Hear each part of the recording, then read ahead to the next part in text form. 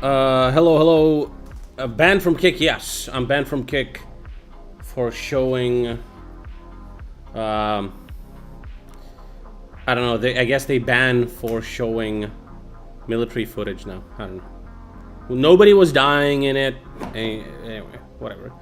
I did send them an email. They will not unban me. They're all fucking morons. Fuck them. Shit platform. Honestly, don't care.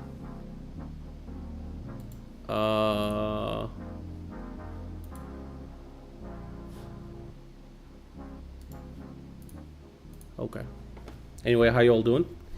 Welcome to the stream. There's always a different platform, you know? There's always a different platform. Don't care. Don't care. Didn't ask. Okay? That's what's up. I bought a cable. I bought a special cable. I don't know if you can see this. You will probably be able to see this. Do you see this? This is my power bank. And it currently powers my...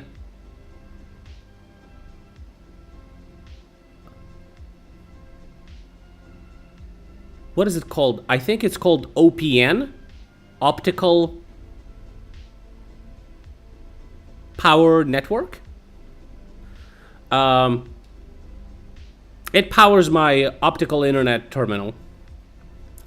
And I checked how quickly the battery, for how long it can power it.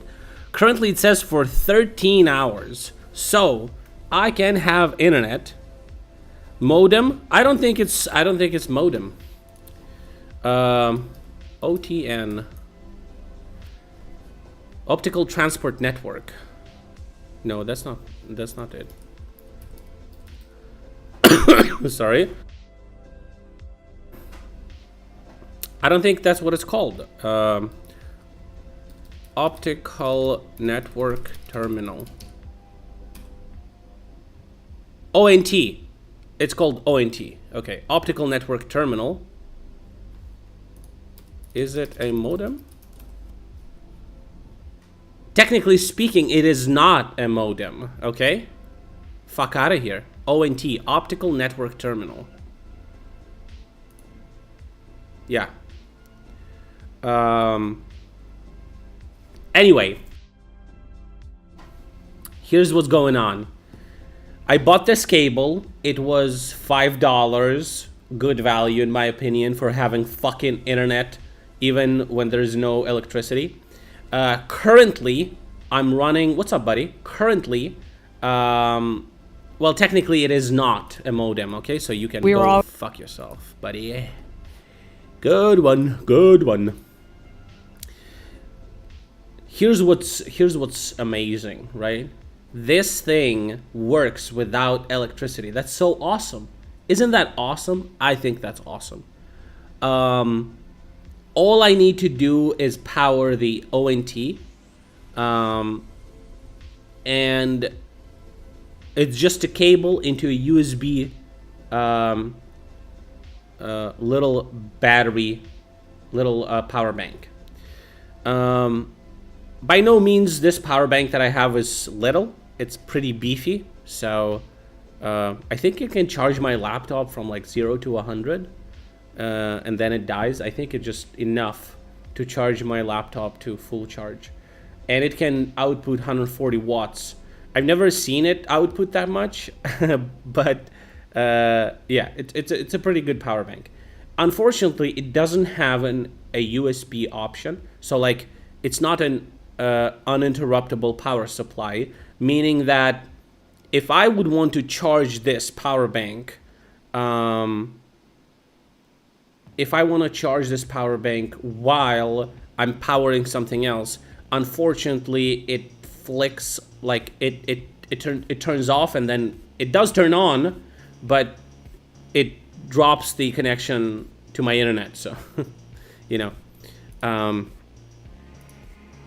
so that's not gonna work. So I'm just currently running off battery power, which is fine.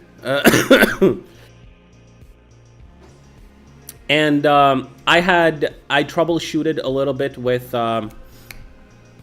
ChatGPT, my issue with internet.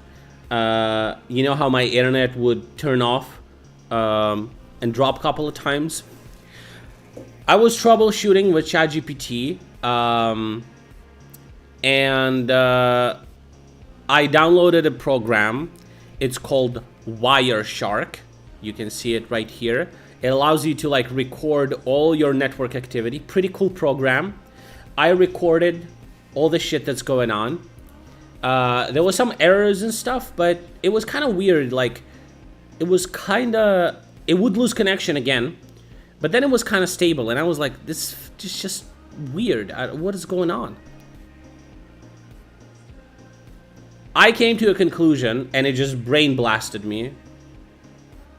I rebooted my laptop, and when I was on the Windows login screen, Ethernet was not working, and I'm like, oh my god. It's not the optic. It's not this internet. It's the fucking laptop. The fucking network fucking card in this fucking laptop is acting out because it's piece of shit Realtek bullshit trash, okay? I could potentially just buy an Intel card and just replace it in the laptop. I will maybe consider doing that if this shit is gonna be fucking acting out. But I updated the drivers just in case, whatever. So right now it runs fine, but I did have issues. So I did remember that I didn't have internet on my laptop while I had Wi-Fi working on my phone at the same time. So it just kind of clicked in my head that it's the fucking piece of shit LAN card in the laptop. It's probably that is the reason it's acting out. Now, I did have an issue with this new internet yesterday, and they did fix it, and they didn't even have to, walk into my apartment. They just fixed it somewhere on the line. Aren't the laptop parts soldered together? Usually network cards are not soldered. They're usually one screw, and you can do that. There's just a little laptop LAN network card.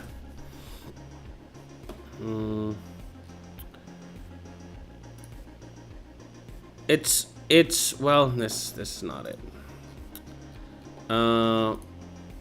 It's wireless. No. How do I say like LAN laptop Intel? So this is Wi-Fi.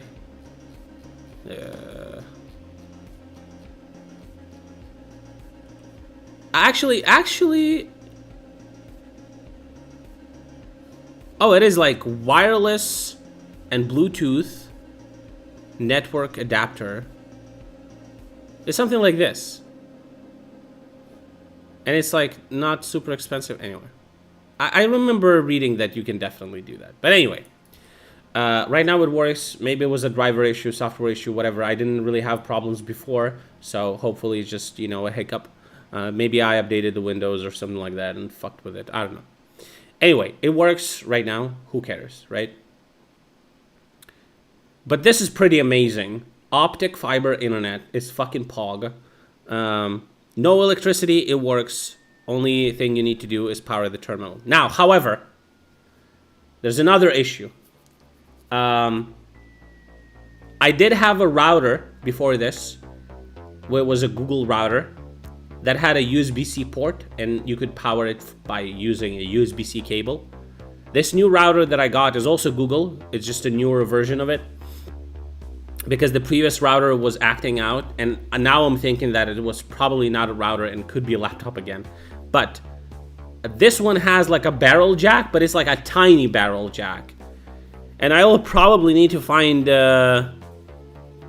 another cable. What is it called? Anyone knows? How is power? Well, on weekends the power is much better, so we're gonna have a stream no problem today. What is it called? Like mini barrel jack? Is 1.3 mini DC? Is that what it's called? Is it this one?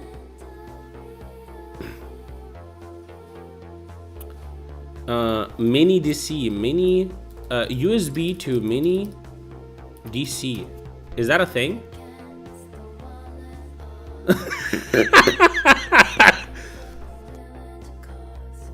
It must be a pricing issue. $2,000. What is this for? Cars? What does this even do?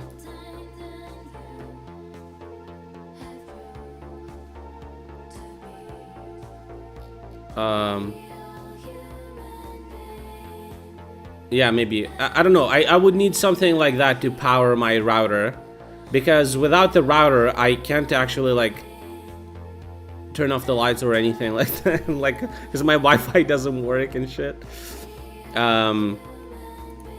But yeah, I would need to figure out a way to power the router, or I could try and just use the old router that I already have, and just, you know, use that.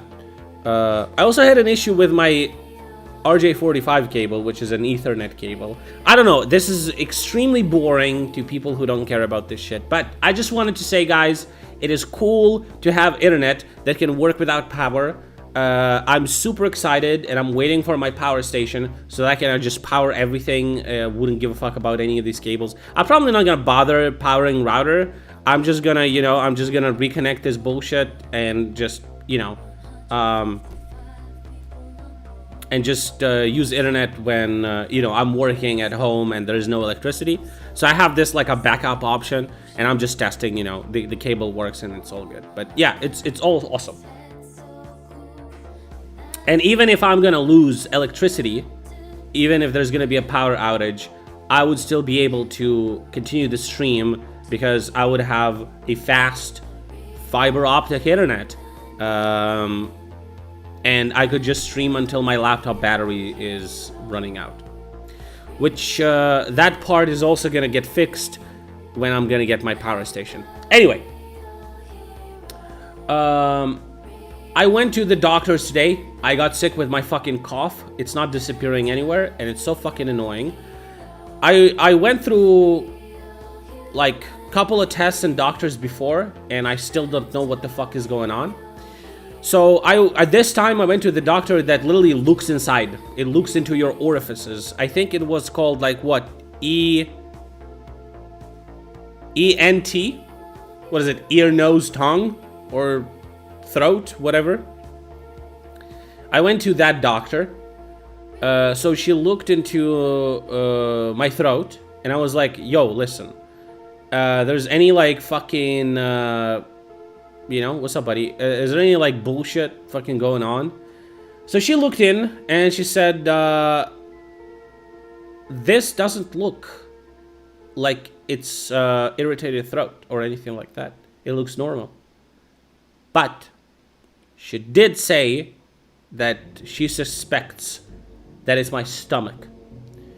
I said that I read that shit online, and you can get like irritated throat because of your stomach, like acid reflux and shit like that. But I personally did not notice like other symptoms. You know, when you go to bed and when you lay down, it gets worse, or you get acid reflux when you're eating like some food, or etc., etc. She said that it is possible to have only this. This is already a symptom of something going on inside your stomach. She was pretty confident, so tomorrow I'm going for a, I don't know what it's called. They're gonna put a fucking camera inside my mouth, inside my throat, inside my stomach. And they're gonna take a look inside. I will tell them that while they're there, they need to do everything.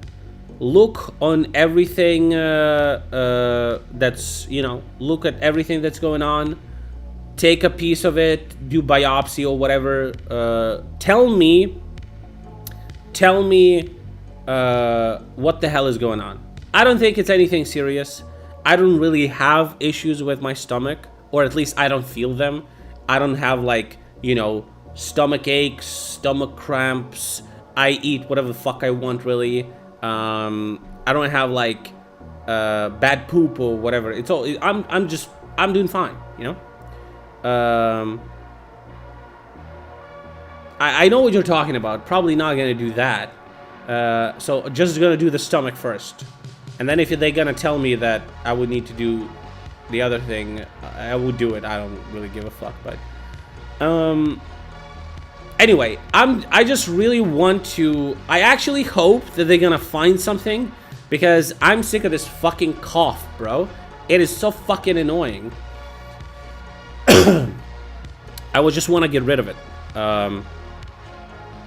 So I'll tell them, listen, everything that you gotta do. So I'm going tomorrow. I'm going tomorrow in the morning. They're gonna do all the things. I don't know how long I will have to wait for test results. Maybe they're gonna tell me right away. I don't fucking know how that works. Never done that in my life, you know.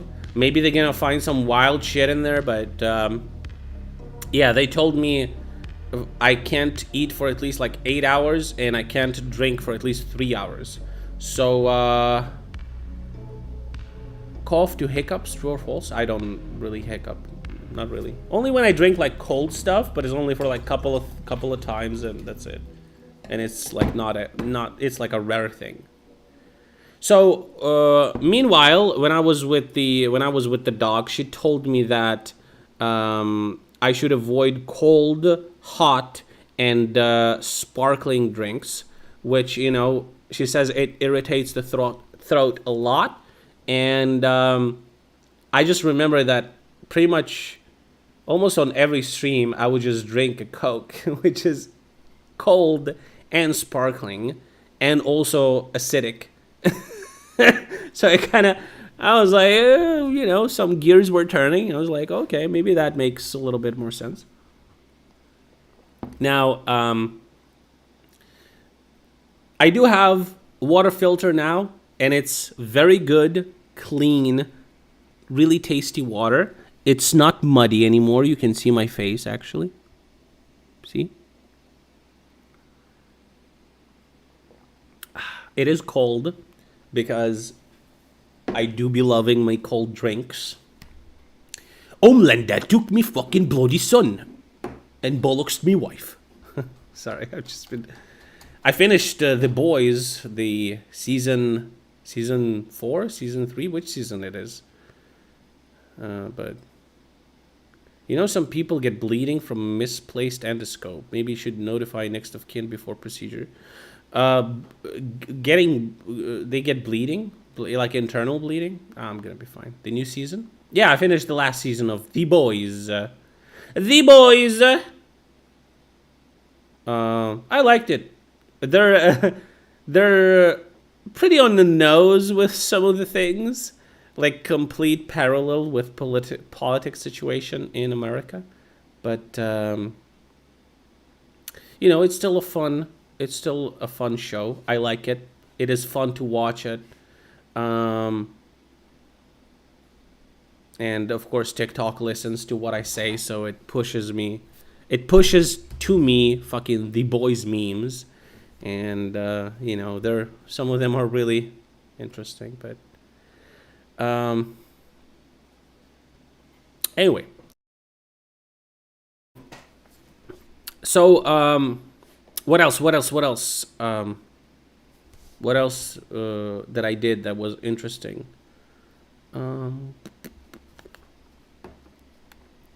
Nothing much, really, honestly. Nothing much. So yeah, as I mentioned yesterday, the lady, the pro-Ukrainian language lady, she died. I mean, you don't really survive getting shot in the head, but wait, what is this? I've heard about solid-state batteries. What is this? If there's any doubt that solid-state batteries are actually here, well, here's proof. You can actually buy this for yourself like I did and get it delivered to your door in a day or two. Probably not in a day or two, but yo, this is the same capacity? Oh shit. No solid-state battery. Am I getting a car? Well, I'm talking to my friends. If they can lend me money, then I'll buy a car. But I don't have money, so if they're gonna lend me money, then I'll buy it. But you know, Batteries aren't everywhere and definitely not mass market yet, but they aren't vaporware and always 5 years away. Just like this Yoshino battery, which I'll get into the details in just a second, there's other solid-state batteries right on the cusp of ending up in consumer electronics devices near you. But do these early versions live up to the hype? And who is this Yoshino battery really good for? I'm Matt Farrell. Welcome to Undecided. my guy, just tell me the specs of this fucking thing. Here you go. I bought myself this Yoshino B. Okay, $300, 241 watt hour backup battery with 2 AC outlets, 330 watts. That's actually not bad, actually. You bought a new washing machine and dryer? It's like, is it like a two things, or is it like a combo unit? It's probably two different things, right? E330 Wait, 300. Wait, 241 watt hours for $300. And that's actually competitive. Solid state batteries are what? They're way more dense, right? solid-state portable power station on Amazon and had it delivered to my house in 2 days. And to be clear, I have no relationship with Yoshino. This is the smallest version of their battery pack, which has 330 watts of continuous power. What does that mean, 330 watts? Who gives a shit about that? And 241 watt hours. Yeah. watt hours of storage. That's what they also have a storage version matters. that scales. Okay, they have a version. Bro, I bought a 2,000 watt hour battery for 800 euros. This is wild. Max output? Yeah, I know, for like spikes and shit, but like, who gives a fuck? It's very important. Yeah, whatever. Fuck off. all the way up to the B4000, which has 4,000 watts of continuous power and 2,611 watt hours of storage capacity. In general, the reason you might want a small battery like the B330 is for going camping or reserving emergency power to charge up your phone or laptop in a blackout. The larger batteries are... Oh yeah, one of my coworkers wanted to buy a similar battery, and he had some good deals in America, and I said, I don't think you can buy American batteries because they're 120 volts. also great for those same uses, but they're even better for running power tools at a work site that doesn't have power available, or backing up more substantial appliances in a blackout, or even getting your entire home back online. Now the little guy I have right here... Bro, I don't know if I like the fucking TikTok. Motherfuckers here in Ukraine. It's wild. I hope I liked it. I don't know if I'm gonna fucking search it. I don't even want to spoil. I'm just gonna show it to you because this is fucking wild. What these motherfuckers do in their homes.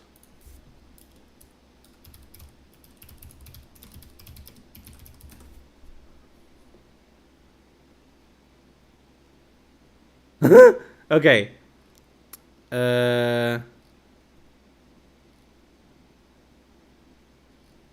I saw just such a perfect video for that, but you know how Tesla has like a thing called Powerwall, right? It would be super useful for something like this. What's happening in Ukraine? You know, you have power outages, and you could have a Powerwall, just have a backup for your whole house. Guys in Ukraine were like, oh, a Tesla battery? Yeah, we have those. We just take them from fucking cars, and we just fucking, we just connect these fucking bitches, bro, from fucking cars, dude. Easy. Have you thought of this, Elon Musk? Because here's the thing. You can buy so many of these. They're like, nobody wants them. Nobody needs them. Nobody has any use for them. you can just buy like a fucked up Tesla and check if the on the auction and check if the battery is in a good condition, and then just it's super cheap. And these batteries are fucking, they're nasty, dude. They can output like fucking 50 watts, of continuous, like, it's crazy. 330 кВт акумуляторів, Not 50 kilowatts. Sorry. 60 по інверторах і 50 по панелях. And these are inverters. Зараз 11 кВт по сонцю генерує перший, другий 10 і споживають по 16. Це включені петі. So you can connect solar batteries to this inverter, and then you can see how much. So like the house is taking 16 just from this one, 16 kilowatts. Solar panels generate 10 kilowatts. Battery provides additional 5, and then Печі. Із акумулятора підтягує 6 Kilowatts, I'm sorry. 6,5. Зарядження. Now, obviously, I wouldn't install something like this inside my house, because this would be like too expensive.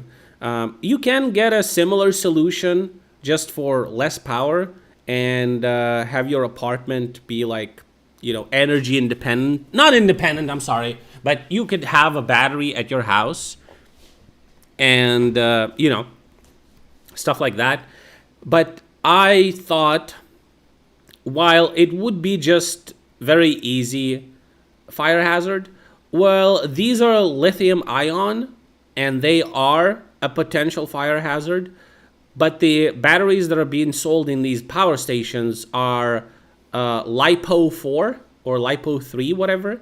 I don't is like lithium polymer or helium, whatever. They do not explode. You can actually puncture them, and they will not do the explodey thing, which is pretty nice.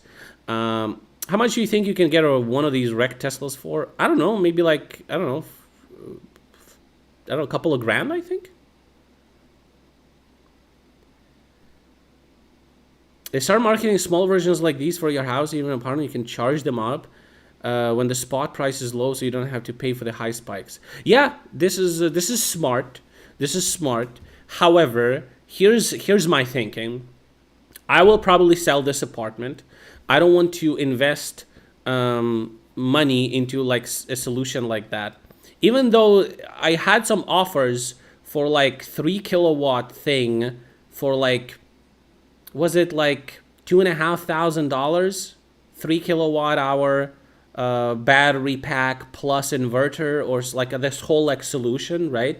So like as soon as I would have a power outage, the system automatically would switch, and then my whole house, my whole apartment would be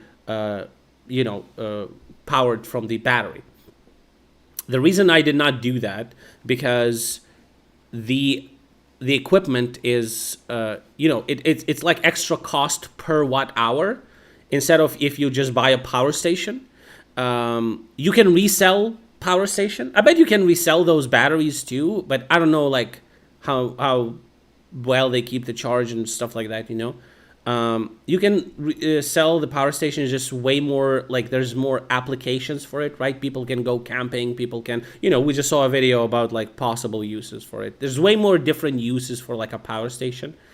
They're cheaper. So like I got one for 800 euros that is 2.5 kilowatts. Or I believe it is 2 kilowatts actually. I think it's 2,500 watts peak power, but it's 2 kilowatt hour battery. So it is like cheaper per kilowatt because you don't need like additional equipment and stuff like that. It's portable, and I'll just take it with me to Odessa, or maybe I'll just sell it off. I don't expect this war to last for fucking decades and have electricity with issues with electricity for decades either. It's already getting better, thankfully, but still. I thought that it would not be a very smart investment, especially now when the prices are hiked the fuck up, So, yeah, And also in Ukraine, we don't really have these like special electricity counters that give you different price. Like for example, in my apartment, it's like a one phase electricity counter. So like I just pay one price, you know. My grandma has like a two phase, and I've heard that people have like 3 and 4 phases, but not really in Ukraine. It's not that popular, and I'm sure it's gonna be at some point, but not right now. So I was like, I don't think it's worth it, so I just didn't bother with it. Yeah, 3 phase is pretty common. Yeah. But anyway, this shit is fucking wild. So these these people might have like a farm or like a business, you know, having this many batteries. It could be like a server room. I don't know what the fuck they're powering, but it's just so fucking weird. It's just a Tesla fucking battery just from a fucking car. I mean, that's actually really smart. I'm not gonna lie. It's really smart, like very smart recycling. So yeah, it is power hazard. I've heard that something happened to a similar battery recently in Kiev, and it burns like a motherfucker. It just like a fucking plasma torch. If something happens to any of these batteries, whatever fucking building they're in is melted the fuck off. So yeah, I don't want to risk shit like that, you know. So I don't want some bootleg bullshit in my fucking apartment. So I opted in for a power station. I think it's a good choice. Anyway, so that's that. Weighs in at 9.9 pounds. But it is a smart thing if you have like 3-phase electricity, and electricity is expensive in your country. Getting a battery, it's definitely worth it. Getting solar panels is definitely worth it. There's some apartment complexes in Odessa that this is just fantastic. Just think about it. So some buildings have co-ops, and these co-ops have a representative, and representative in the name of the co-op can, you know, manage the building. He manages the building. Some of the building managers in some apartment complexes in Odessa found investors that gave them money to purchase a shit ton of solar panels. They put these solar panels, like a whole roof is covered with solar panels. There's very good sun coverage in Odessa. And they installed all of that shit basically for free. I think the investors covered like 80% of all the cost. And now investors are getting all the excess power that these batteries generate and are selling back into the system. They're getting all that money back to recoup the cost and make a profit, while the people who live in the apartment complex do not have electricity issues when there's a power outage. It is so fucking smart. It is so fucking smart. I am planning to move to Odessa after the war, because that city is fucking wild, okay? So I don't think I will have to, like, you know, look into solutions like that. But if we gonna have power outages and shit like that, I'll definitely, you know, I feel like more and more people would look into solutions like that. Because, like, come on, like, these power outages is fucking crazy. Can you imagine, just for a second, you know, I'm sorry, maybe this boring conversations, but can you imagine that because of this, our country may be like the most green country in the world, because people would be like super motivated to install like these like off the grid solutions. That would be so fucking awesome. Right? Because all of our 80 from, I've heard something like 80 to 85% of our coal power plants are destroyed. and gas. I think coal and gas. So we're like doubling down into nuclear energy. So we might have the greenest energy in the world at some point, right? But yeah, it's It can charge in a couple of hours. What's nice to see on not without many nuclear plants. Nuclear energy is clean energy. even a small unit like this is that you can charge through one of three ways. One, the DC input on the back. Two, Anyway, I get it. It's just a power station, just Today solid state, which is cool new technology, I guess. There are a lot of updates from the Bakhmut direction. The most interesting updates come from the area of Chasiv. Here, a small squad of just 8 Ukrainian soldiers held off Russian attempt to besiege the main Ukrainian force in the Canal district for 70 days. Because of their daring stand against numerically superior Russians, they saved time for the main force in the Canal district to withdraw, while the heroic squad linked up with the main force and evacuated. Copper heat exchanger? I don't know what you're talking about. By the way, Banana, you got a washer dryer thing. Is it like a gas dryer? I'm just curious. Or is it like, there's like a different type of it or whatever, electric. As previously reported, the Ukrainians maintained strong defensive positions in the Canal district, which were gradually weakened by Russian glide bomb strikes and artillery shelling. The Ukrainians relied on 2 main supply roads to sustain these positions and resist the Russian attacks. The primary supply line was a bridge directly connecting the Canal district to the rest of the town, while the secondary road extended from the forest to the north. Ukrainian ground lines of communication between Kalinivka and the Canal district passed through the forest. This forest enabled the Ukrainian fighters to transfer supplies and reinforcements to the Canal district and provided significant... What do you have before this? When did you buy this? Are you happy?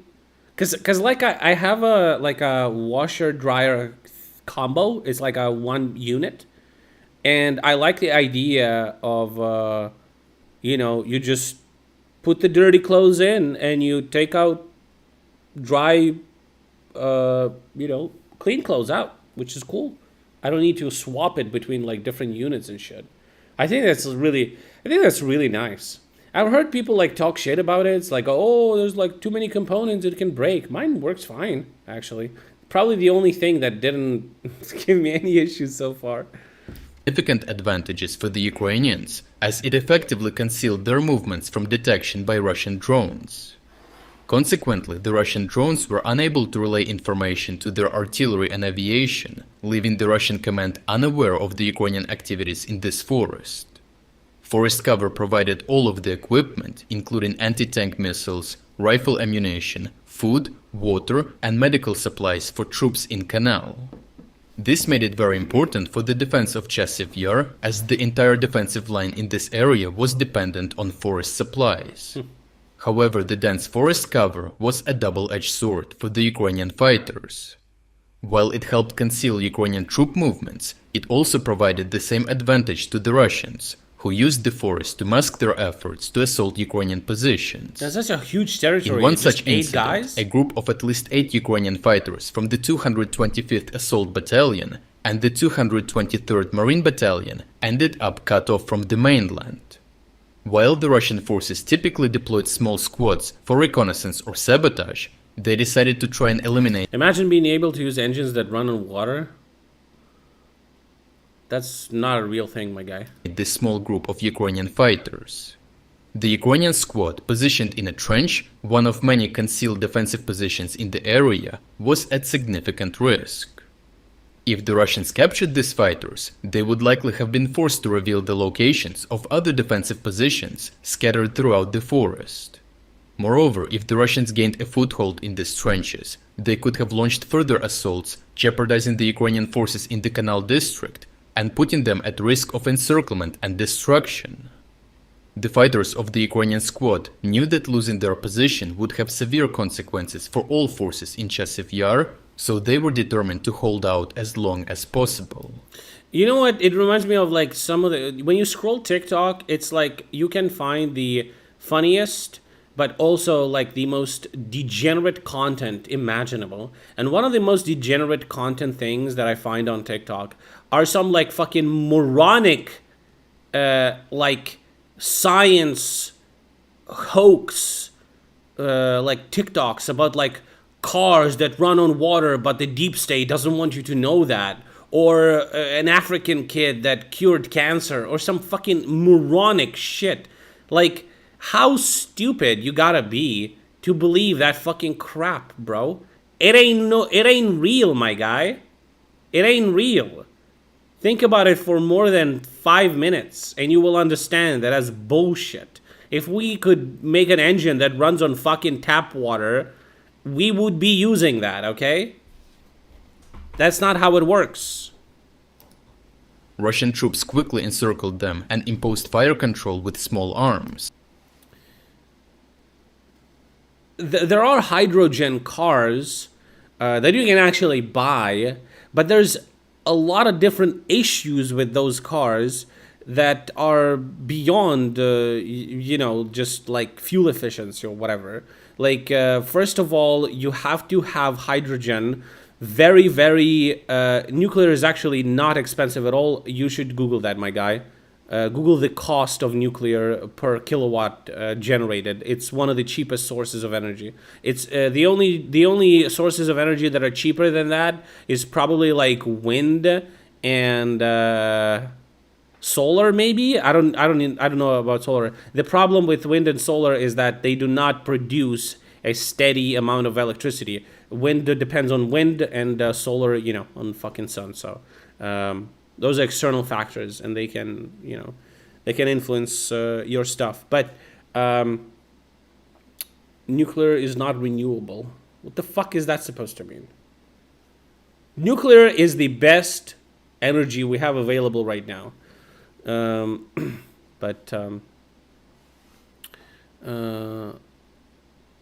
Just so you know, because your country is not at war, unlike mine, nuclear is, in a weird way, proved to be the safest energy to use in Ukraine, because Russians are don't want to like start a nuclear war by hitting our nuclear power plants with missiles. So we basically don't need to protect them because Russians are not targeting them. They're, you know, too scary to do that. So in a weird roundabout way, nuclear energy is so dangerous that it became the safest in the event of the war. So we're building more of them. And dude, the amount of waste it generates is just so negligible. The fucking sausages you buy and the plastic packaging from it generates way more fucking waste than any of the fucking nuclear waste. Okay, it's fine. It's fine. Making it impossible for the Ukrainians to leave their positions. The Russians aim to starve the Ukrainian squad of food and supplies to force their surrender. The problem is, here's what you're not considering, and this is what people like miss all the time, in my opinion, is like you're comparing like nuclear energy to some kind of like fantastical, like basically like fusion power plants. We don't have those, okay? So you need to compare nuclear energy to other sources of energy that people use. And right now, every nuclear plant that is not running, closed down, or some other bullshit because of people fear-mongering the nuclear energy, you have 10 different coal plants that are burning coal, and you're getting fucking lung cancer because of that shit. However, the leading Ukrainian force in the western part of I believe the waste is stored in the ground.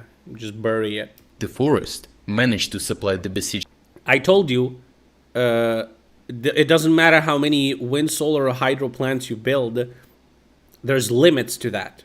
There's limits to that. Okay, it is good. We are building wind and solar and our hydropower plants got hit by fucking missiles, but there's limits. And you definitely need some kind of source of constant energy that is predictable and can produce, steady energy, steady flow of energy. Each squad with provisions dropped by drones. This was the only reason this group survived for Storage over is the 70 key. days. And what are you proposing? Make an insane amount of fucking batteries that are producing insane amount of waste when you make them or when you need to recycle them. Like, you do not have the full picture, my dude. In these dire conditions, surrounded by Russian forces. Eventually, the main force of the 225th Assault Battalion and 223rd Marine Battalion Let's finish cleared this the video. path to the trapped soldiers. The leading force in the western section of the forest outnumbered the Russian groups dispatched to the forest, so they linked up with the besieged Ukrainian squad. Simultaneously, all Ukrainian forces that withdrew from the Canal district moved into the same forest to recuperate and reorganize for further operation. I just don't understand why you're saying things that you have no clue about. Do you know how many electric vehicles people have? Do you know how many? What is the general capacity of all those vehicles combined? Do you even know how much energy one country consumes? You don't know any of that. You're just saying things.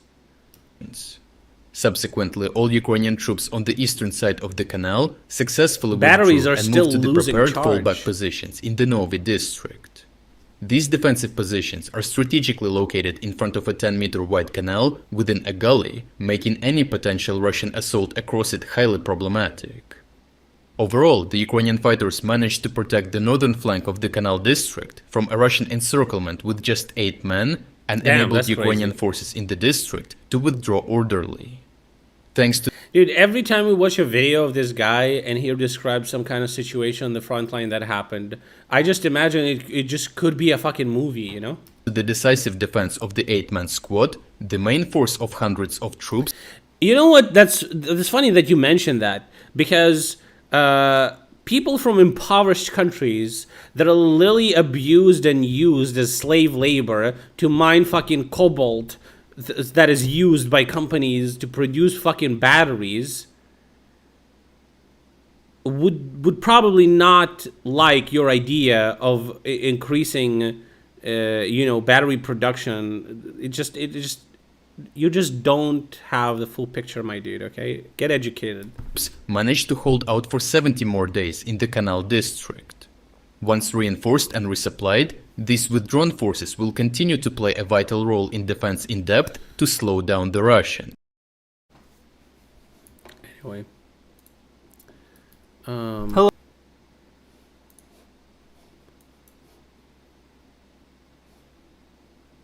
What? Pump and dump schemes are now legal? Guys, Back in I'm launching a Topcoin.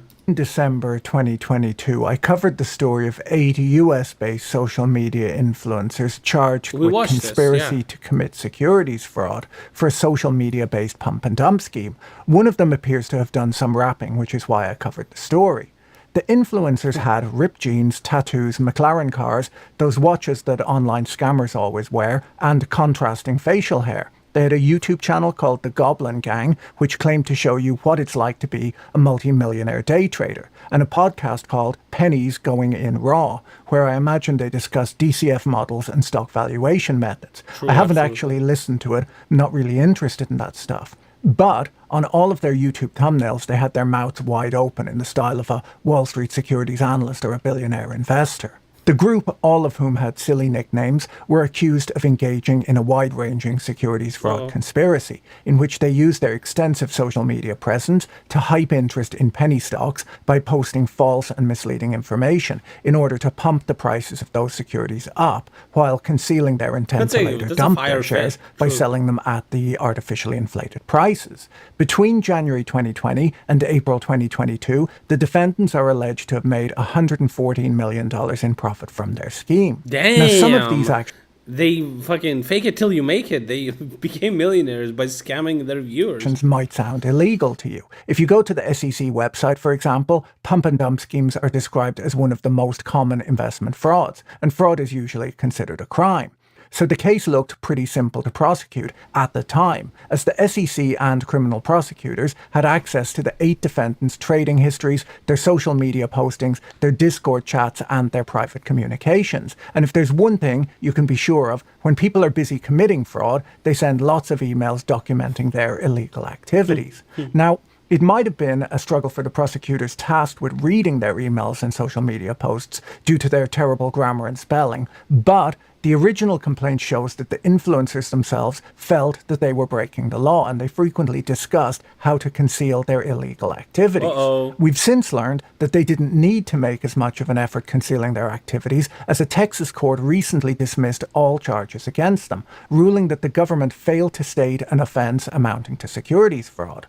According to Matt Levine at Bloomberg, pump and dumps are now legal, and nothing is securities fraud. And while this might seem like it has to be like appealed, right? Like, wow. bad news for investors and even worse news for Gary Gensler, as it's hard to know what his job involves anymore, it's good news for me, as I'll be able to restructure my YouTube channel, Twitter account, and most importantly my Instagram, where I have almost 2,000 followers, to show people pictures of cars and then trick them into buying penny stocks and various crypto tokens. Cornell Law School describes the steps of a pump and dump scheme on their website, which they still haven't updated with the news that such schemes are now totally legal.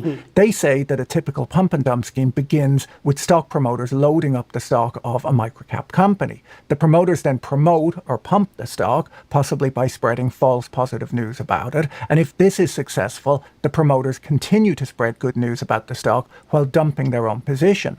Once they've sold, they move on, the stock price falls, and the people who bought the stock lose their money.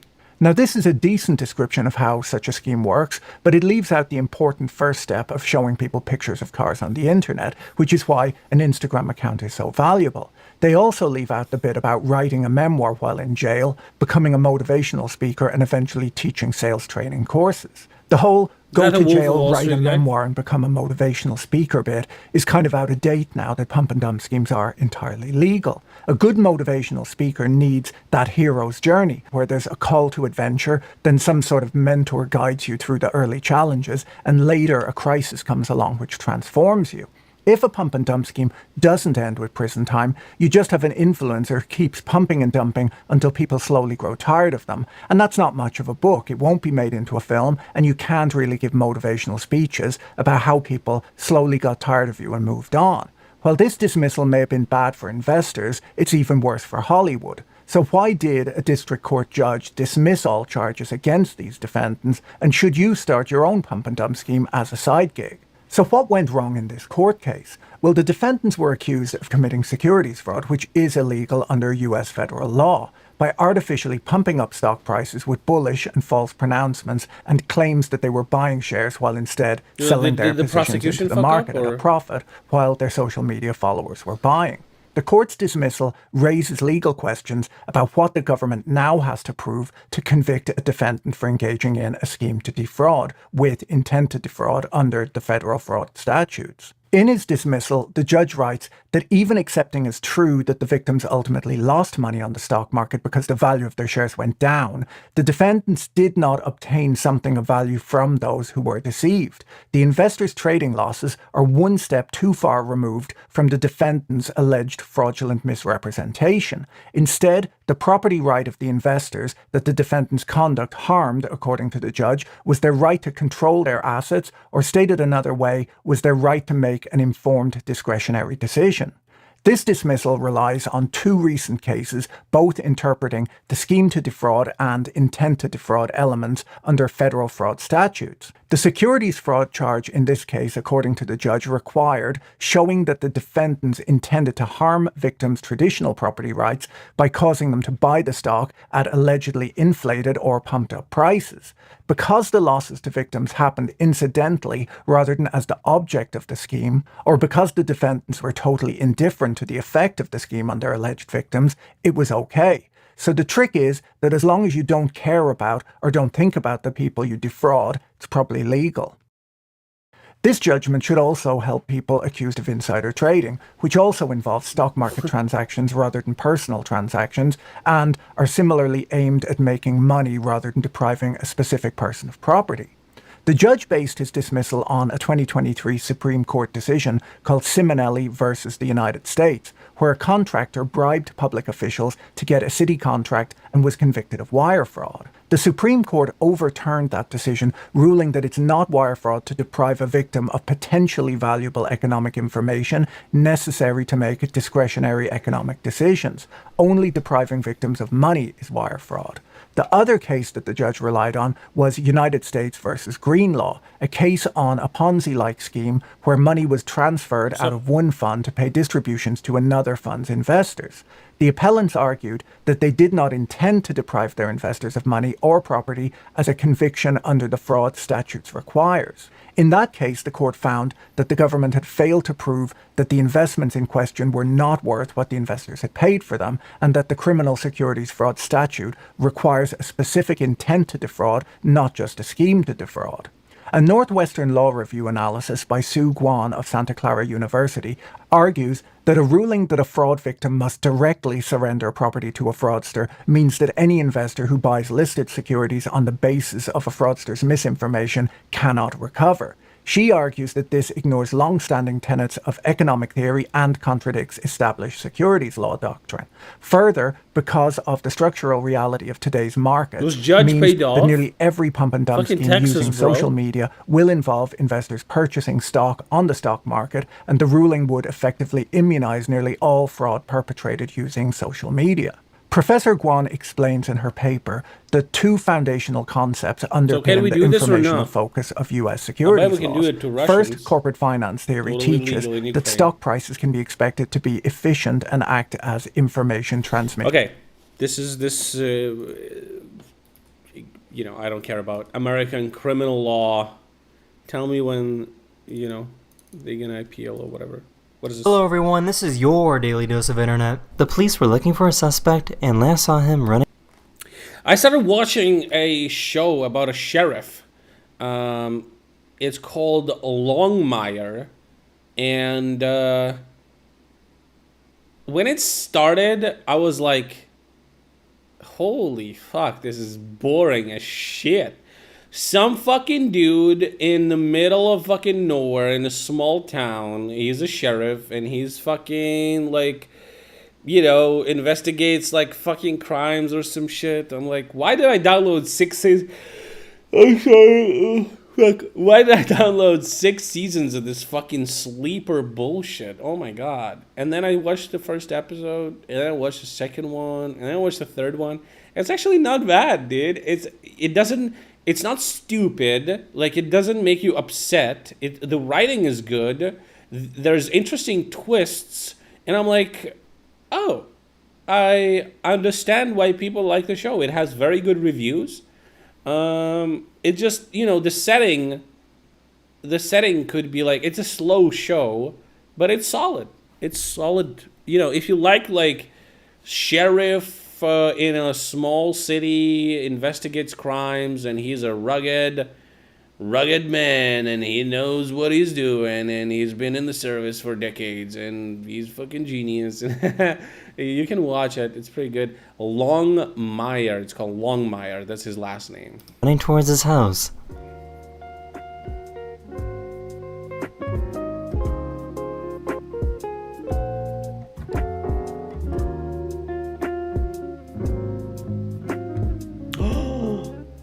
Damn. I guess this is something you need to worry about if you have a prosthetic arm. It's very, Which is what? Like, how many people actually? very humid right It's. She's gonna fart with it. now in Rome, and I went to remove a hair on my elbow, and my prosthetic went like this. And there was a guy next to me.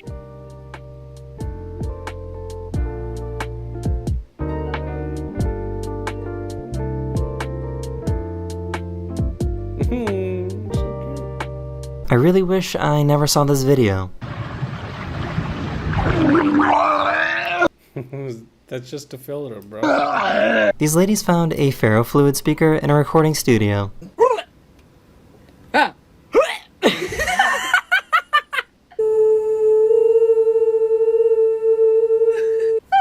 Hey! Hello? This baby tried drinking Sprite for the very first time.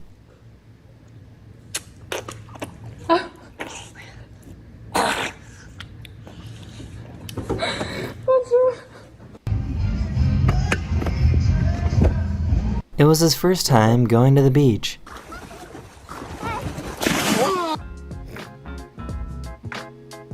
There's Savannah cats.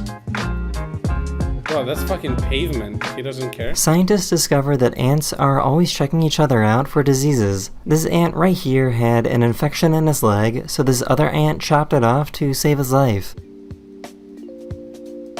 Really?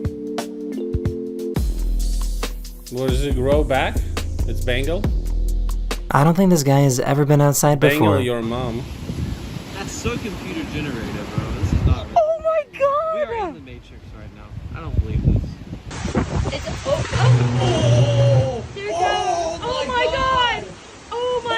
It's a good thing he Dude, you know why this happens, by the way? Because Americans, I didn't know this. They didn't know that Americans, I don't know why you motherfuckers do this. So fucking stupid. They have transformers on their fucking poles that transform from 240 volts to 120 volts and then feed 120 volts to their fucking homes. But their lines are 240. It's fucking stupid.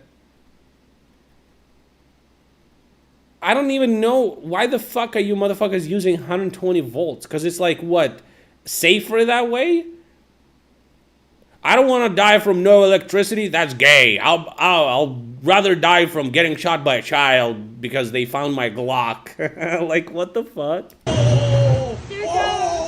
So this is probably a transformer blowing up. It's a good thing he didn't overreact.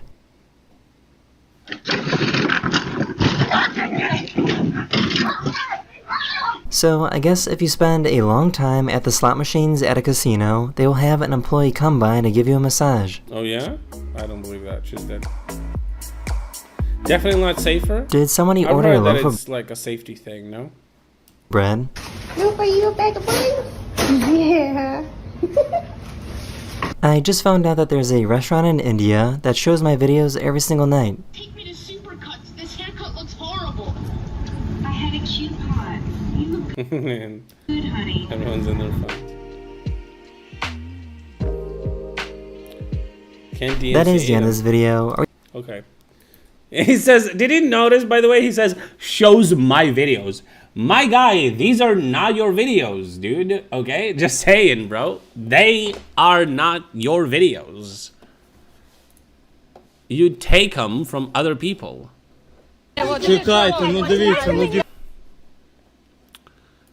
Okay. How about we watch a couple of TikToks? How about that? You're into that, boys? Basically, daily dose of Thompson humor or whatever. So this one was hilarious, but I'll translate. It's a Ukrainian meme. But this is a I guess I don't even know what to call this. Okay, so this guy lives in Donetsk People Republic, which is occupied Donetsk region of Ukraine. And he says that they had these machines installed in Donetsk and that Ukrainians should be jealous because these are like incredible new technologies and we will never have anything like this. We don't have anything like this. He says this is the first self-service water. It says healthy water. You can use a card to pay.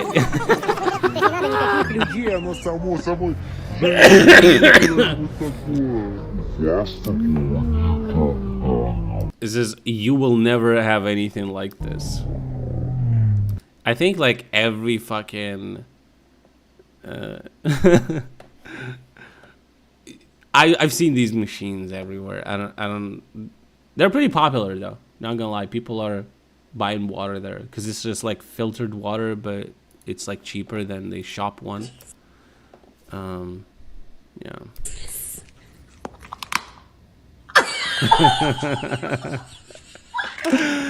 They wrapped a pill in ham, bro. and when he hears the crunch, he's like, "You fucking liar, bro." He stops chewing, dude. Why do they hate pills? Do they even give a fuck? Like, come on, man. You're a dog. You literally eat shit from the ground. What the fuck is wrong with you? Крупнейший производитель. Oh, this was funny. So, by the way, this bald dude on the bottom, he is called Russian that has been lied to, and he has a YouTube channel where he just like basically exposes how fucking of a shithole Russia is. Good content. So, the biggest Chinese producer of security cameras just left Russia, but not. They didn't like, just. It's just the way they left. That's what's so funny about it. Систем видеонаблюдения. So Компания Hikvision. it's Hikvision, Никого не предупредив, and молча ушла из России. what they basically did is that they just Просто closed offices, like turned off all the websites, and they just left in like one day. включила все телефоны. They turned off all the contact fucking centers, or everything. It just in one day, they were like that. They're gone. No fucking support. If you bought their equipment, fuck you. There's no refunds, no fucking parts, no nothing. They're just gone. They're gone from the Russian market. Закрыла представительство. Удалила официальные группы из социальных сетей. They deleted the groups from social networks, just coordinated Irish goodbye, И dude. перестала отвечать на электронные письма. They're not replying to like emails or anything. They just fucking dumped them, dude. Holy shit. Компания Fucking Giga Chad. This was funny. But somebody already linked it on Discord, so but I've seen it first. When they took a shot at my hero and they tried to kill the next president of the What a dude. Clown fucking party. United It's a political party, my dude. States. Oh, and also, apparently people are really upset about this whole fucking thing. And the funniest thing about this is Trump was apparently talking for like 90 minutes. And it was like, people started asking if they are speaking about cognitive decline of the correct presidential candidate. Because what the fuck was, the things that Trump was saying is just idiotic. They don't make sense at all. And he had a teleprompter, and it was different from what he was saying. Enough was enough! And I said, let Trumpomania run wild, brother! Let Trumpomania roll again! Oh my god. Love it. Just give him... Listen. Just chill out. Dude, Biden's gonna come out of COVID. It's like approval rating 80%. Trump is in shambles. He just left him alone, you know. He just had a little vacation, a little, a little sick leave, and he comes back, and Trump destroyed himself. Fucking based. Bro. I don't know where this happened.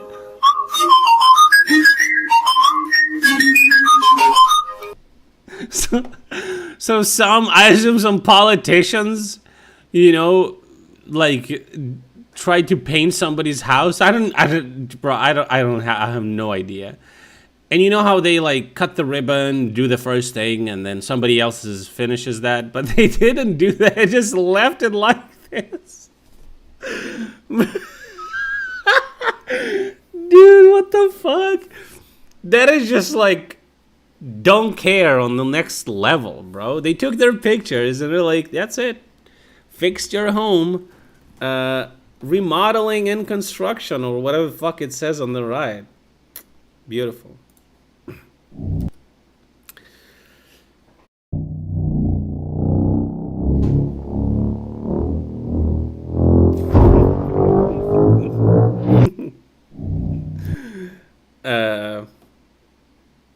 This is me when it's like fucking Friday and I can't take it anymore with all the fucking heat, with all the stupid fucking tasks on the job, with all the fucking power outages. I just, you know, I hear the drone flying nearby. Come on. I'm ready. Would you buy this Okay, guys. dress? Can you tell that the model is AI and she doesn't really exist? You know, there's a shop called Mango for women clothes. They just straight up made AI pictures with AI models on their fucking clothing for their new clothing The line. model is AI and she doesn't really exist, and the location doesn't exist. Why does this matter? This is a small collection by Mango for their teen summer. It's all completely generated by AI. And it's the first time they've done this and put it on their website. Fucking Giga Chad, bro. Oh my god. I love it. And the best thing, this guy's gonna say how many different jobs they replaced by this, like, just one thing. What's interesting to me is that Mango normally use amazing photographers. They spend so much money on their campaigns, go to great locations. They shoot with Stephen Meisel, Ryan McGinley, and now they've Photographers, BTFO. Models, BTFO. Fucking location managers, fucking travel companies, BTFO, resorted dude. to AI generation. Is it good? Does it work? Is there something missing from It is good. It does work, and literally nobody gives a fuck. this? And what does this mean for photographers and stylists and hair and makeup artists and Oh yeah, makeup artists, hairstylists. What does this mean? Start looking for a new job. producers? And also, of course, models. They're gonna cut costs, bro. This is what's so fucking funny about this. Every company's gonna start doing this because you're cutting costs. You're cutting costs, and that means that you could compete with other products that are not doing that. You could make it even cheaper. You can make your clothes cheaper. The consumer is the one who wins in the end. That's why I'm so happy about it. AI is going to make a lot of things cheaper in ways you don't even know, don't even expect. It's just such a good, interesting, creative tool. It's fantastic. It's going to make... But movie industry is probably the biggest one. The amount of money that you could save using AI to make a movie is just incredible, and AI is going to become better and better, and we're going to have exactly the same thing as what we had with the music industry. And people, wrong, nothing will get cheaper. Bro, it is going to get cheaper. That's how people compete on the market. Why would you increase your profits? Yeah, they might increase it at first, but then other companies going to be like, you know what? I want to push you out of the fucking market. So let me price my shit cheaper because I cut my costs. And then people are just going to compete. The company's just going to compete. Regardless, movie industry is a big one. I think it's going to follow music industry because now you can just create any type of sound on your $200 laptop from Lenovo, okay? Download the DAW and just go ham, right? You can make really cool fucking music, even if it's just like, you know, one song. People already use AI for music, and it's super awesome. It's really cool. But I'm not saying that's not going to happen. I'm just saying that it, you know. Will models turn to escort? No. Just because you're a pretty woman, it doesn't mean that you're not smart. Are you fucking sexist? They can become, you know, microbiologists. They can cure cancer. Okay? Also, OnlyFans exists or whatever. Anyway, what I'm saying is that the same thing could happen to movie industry, where random people like you and I, if you have an idea, you can create a movie with AI, with the help of AI, and like realize your vision. That would be cool. The poses seem kind of static. I think parts of it are great. Like some of the hair is good. Face at times is good, although it does seem to change a bit from shot to shot. They've cut the feet off, so I guess the AI model is still having issues with that. The hands kind of look okay in some of the pictures. Apparently they created the clothing, the model, and the background separately, and that seems to show a little bit. It looks a little bit fake. But what does it mean for the industry? Mango is not going to move completely to AI. I feel this is more a testing the water, experimentation. But on one level it's... They will. Здравствуйте, друзья. All right, what is this about? Нелегитимный. Oh, dude, this is fucking hilarious. So Putin, so if you didn't know, there are a lot of power outages in Russia right now. And it's just our way of paying with the same coin, you know, and using our drones to hit their electric production and capacities. But obviously, Russians cannot accept that they're getting shit on by Ukrainian-made drones. So they gotta come up with an excuse. And Putin has an excuse. And he explains what's actually happening. Объясняет, что света нет. Потому что кто-то крипту майнит. His explanation is that too many Russians started mining cryptocurrency. Так называемых криптовалют, неконтролируемый рост потребления электроэнергии. And he says that because of a lot of crypto mining, the electricity consumption increased so many times. Для добычи криптовалют. Mining crypto with what, my guy? You don't have enough chips to put in your fucking missiles. You don't have enough chips to put in your fucking drones. You don't have that. Intel, AMD, they don't sell that shit. Just so you understand. Like computer parts in Russia are insanely expensive because they're being imported through third countries. Because they don't have Intel, AMD, Nvidia selling that shit anymore. You pro-Ukrainian channel? I am Ukrainian, my dude.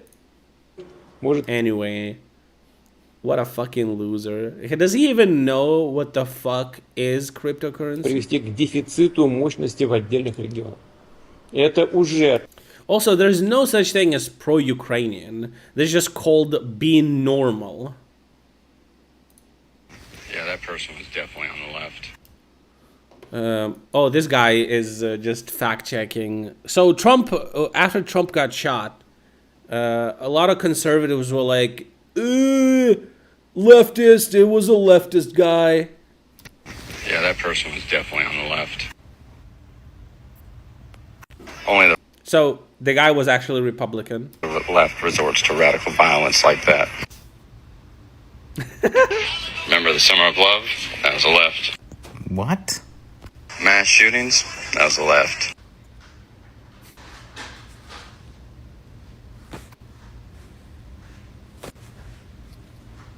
Continuous call for violence against political opponents? Left-wing media. Nancy Pelosi, who ruined San Francisco. How's her husband doing, by the way? Anybody know? But by all means, stay woke. Every act. Just receipts. I love videos like that. Now the guy then starts yapping. I don't think anyone fucking asked for that, but dude, the videos with all the receipts just so fucking snappy, and just I think it's very effective, but unless the president is reading off a teleprompter, I don't think he's capable of making these big decisions, and that is something that should alarm all of us, and it's something that we need to be talking about. I think people are... Ladies and gentlemen, it is now my honor to introduce the Attorney General And there goes the teleprompter. How embarrassing when you're attacking Biden that he has issues reading from a teleprompter, when you fucking dipshit loser you don't even know the name of the attorney general. You can't even introduce the attorney general without a teleprompter. You know what happens next? He just walks off the stage.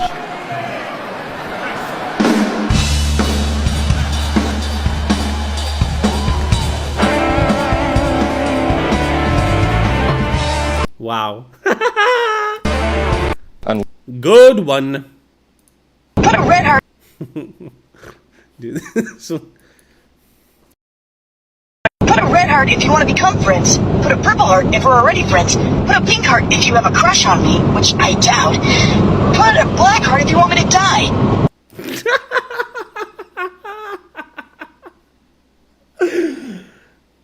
right, he gotta. He had to. He's baiting, bro. He's baiting. Put a black heart if you want me to die. What that say? Hold on. Move your head. I'm trying to pronounce it. It say fuck. Hold on. I'm trying to sound it out. But you're not sounding it right. Fuck. No. Say uncle. No, that don't say uncle. That say fuck. It rhymes with uncle. Funko. Fuckle. That's what it's. It don't. No. Fuck it. Don't say it. Now you got me saying it because I'm getting pissed off. You saying the fucking wrong. Saying the fucking word wrong. It don't say nothing about no fuck or nothing. It said Uncle Funko. Now, bitch, if you can't say it, don't say it. Don't say it. Don't say that shit, cause you're pissing me off. Say it so I can write your damn mouth. Fuck. What that say? Hold on. Move your head. I'm trying to pronounce it. It say fuck. Hold on. I'm trying to sound it out. The fucking lips, you know. He's getting ready, bro. But you're not sounding it right. Why are they getting so mad, bro? Fucking boomers, they just... Fuck. No. It's so easy, dude. No, that don't say uncle. That say fuck. It rhymes with Uncle Funko. Fuckle. That's what it's. It don't. No. Fuck it. Don't say it. Now you got me saying it because I'm getting pissed off. You saying the fucking wrong. I love this. Это Курск. Oh, another fucking thing from this guy. He just has great clips. So on the top, you can see a visualization of the park that Russians wanted to build in the city, in Russian city Kursk. They wanted to build a little, veranda overlooking the city, right? And this is a visualization of how it would look like after they're done. Смотровая площадка, которую планировали построить для жителей города. This is how it turned out. Bruh. It's not even the it's not even the minimal effort, bro. I don't even know what the fuck is this, dude. How could you? Oh man, the project that they pitched and got funding for. Imagine how they just stole literally all the money. They just stole all the. I'm telling you, they stole all the money. What the fuck is this? That's awesome. This is hilarious. Oh my god. This shit happened Dude, what the fuck? Is this real, bro? This shit happened 2 days ago. Season 1, episode 1. This shit happened 2 days ago. This shit happened. Season 1, episode 1? Are they gonna try again? They're making new episodes? Oh, there's an interesting infographic of the the consequences of occupation of Germany, where it was like East and West Germany, and you can see what happened. Do people even want to live in East Germany? That shit looks like ass. It looks sad as fuck. And also it's full of fucking Russian degens, bro. Who would want to live there?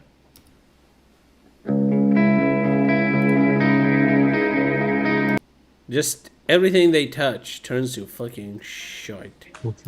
Also, a funny fucking video. This is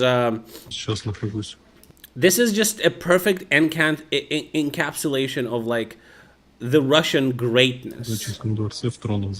Look, he's in the palace, in the throne room. Everything is covered in gold, but if you look closer, it's bullshit. Just has fucking Phillips screws holding this fucking shit right through it. Is this even gold? What? What the fuck is this? Нигде в мире такого нет. Also, there's no head that they fucking stole. Еще журавль без башки.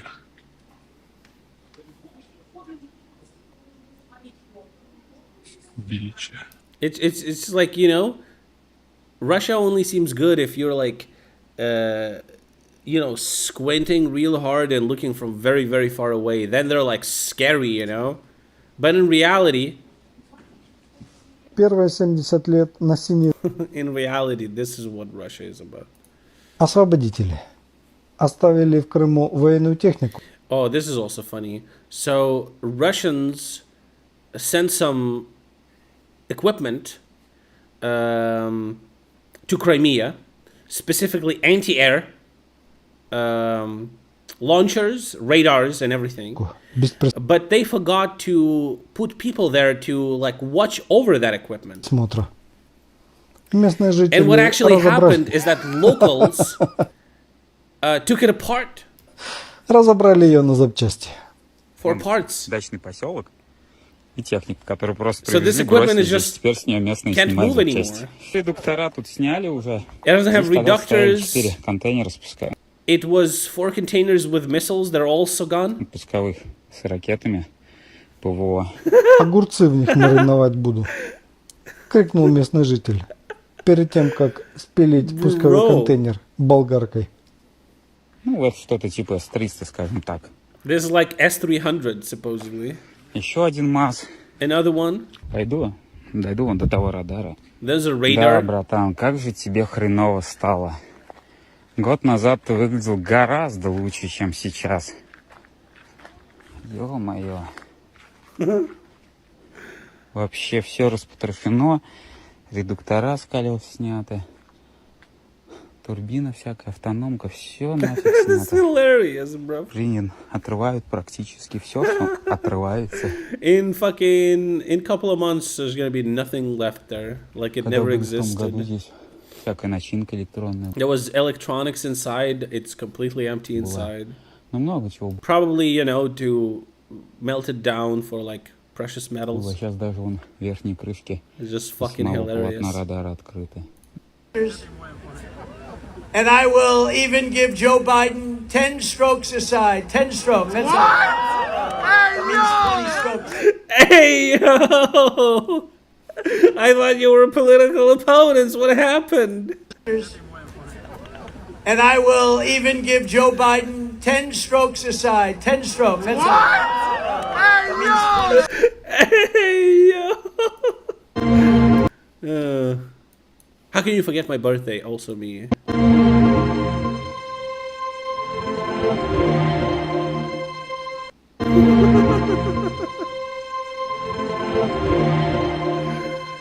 Dude, forgot.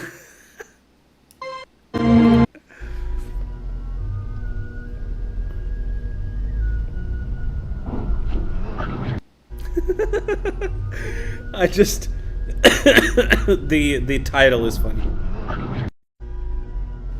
Fucking cyclist, dude. Is that a Bentley? Or is that a Mercedes? Looks like a Bentley.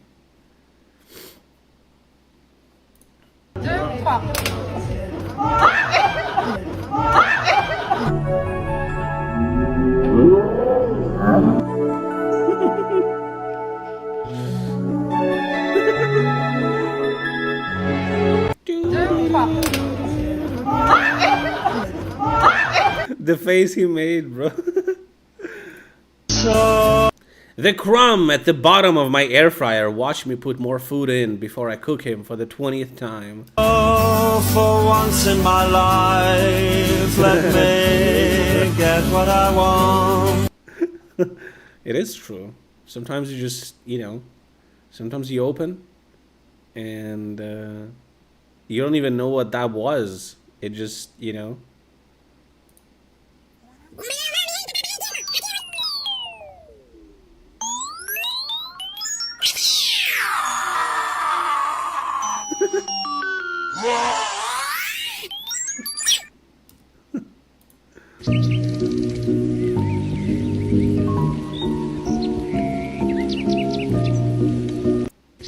Man, that must smell so good.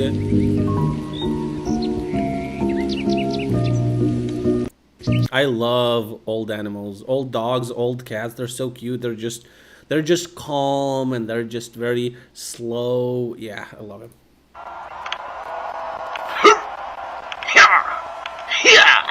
Ho! Get down, Mr. President!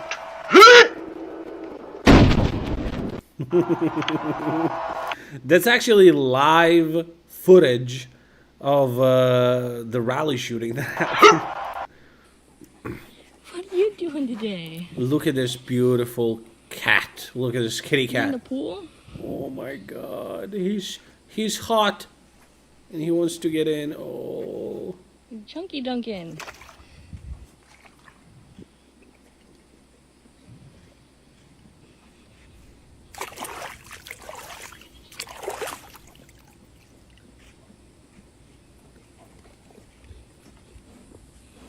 Why he looks so sad? You doing, Chubba Dub?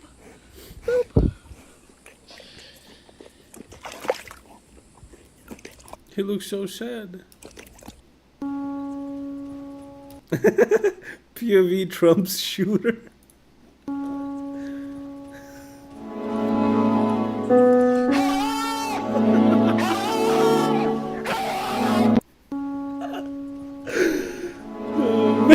What the fuck?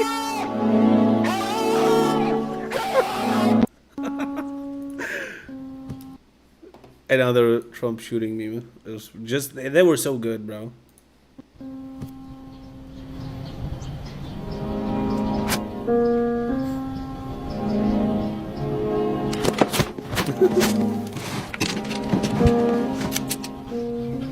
How the fuck you miss? I don't know how to shoot that. Hey, you know this about yourself. Yet when I ask you to come shoot battle, you say, okay, fuck, there's a ball dynamic here.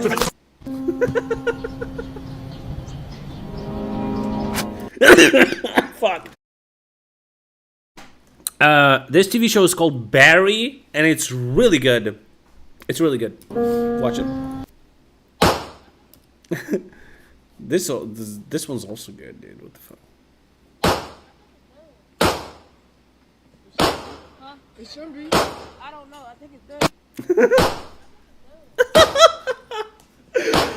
good. Dude, this is the only thing he could come up with on the spot is like, fight! What a fucking loser, bro.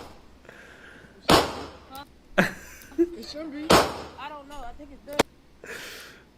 Today, now, to lock you in to your dream. This is so cool. Look at this. They just clean it up. I was in Thailand. There's so much garbage in their fucking water. It's wild. And, you know, people just don't give a fuck. I just don't understand. How could you do that? These people give a fuck. But is that like a cultural thing? It would just smell like putrid, fucking horrible. Today's the day.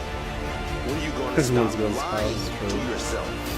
When are you going to be honest? It's so satisfying to see how they... I wish they would just, like, clean the whole world like that. Succeed. You know? There is no tomorrow. Today is the day. Can you imagine if we would have... If all these people would be androids, they would. They would unironically just clean it all up. That's how we're gonna fix, you know, the pollution. Pickpocket! Attenzione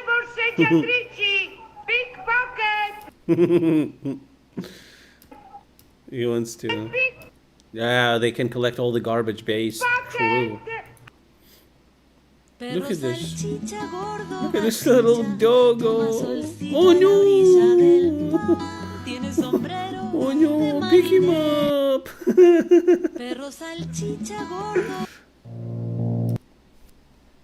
Before a haircut. That moment in the middle of a haircut. After true!